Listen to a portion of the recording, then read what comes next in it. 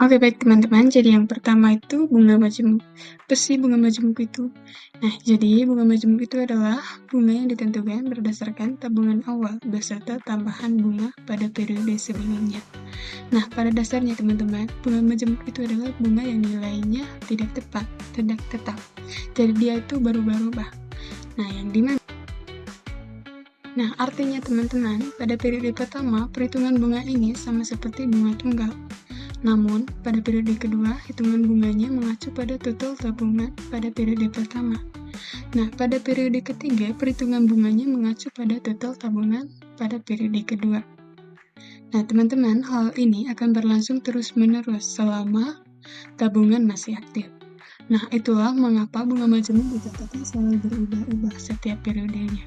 Jadi dia untuk periode yang kedua dan seterusnya teman-teman, itu tergantung pada total tabungan periode pertama atau periode kedua dan seterusnya.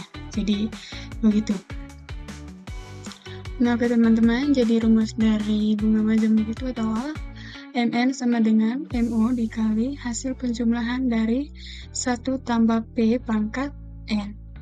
Nah, yang dimana di sini MN-nya itu sama dengan modal akhir, sedangkan MO-nya itu sama dengan modal awal, dan P-nya itu persen, dan N-nya itu sama dengan periode. Nah, untuk lebih paham, kita masuk ke contoh soal. Oke teman-teman, jadi contoh soalnya itu modal sebesar 5 juta rupiah ditabung dengan suku bunga majemuk 5% per tahun. Nah, tentukan besar modal setelah 4 tahun. Nah, oke teman-teman, jadi untuk penyelesaiannya, pertama-tama itu kita harus tulis apa yang diketahui dari soal dan apa yang belum diketahui. Nah, jadi diketahui tadi modal awalnya atau MO-nya tadi sama dengan 5 juta. Dan bunga per tahunnya itu tadi 5% atau 0,05. Nah, sedangkan periodenya tadi atau N-nya tadi itu sama dengan 4 tahun. Nah, yang ditanya di sini itu MN-nya teman-teman atau modal akhir. Nah, setelah kita tulis apa yang diketahui dan yang belum diketahui di sini, kita langsung substitusi ke dalam rumus bunga majemuknya tadi. Jadi rumusnya tadi MN sama dengan MO dikali hasil penjumlahan dari 1 tambah P di pangkat N. Nah, jadi sama dengan, karena modal awalnya tadi 5 juta, sehingga 5 juta dikali dengan hasil penjumlahan dari 1 ditambah 0,05 di pangkat 4. Nah, pertama-tama kita di sini harus jumlahkan yang dalam kurung. Jadi, kita harus jumlahkan dulu 1 tambah 0,05, sehingga menghasilkan 1,05 di pangkat 4. Nah, jadi hasil akhirnya di sini 6.077.500.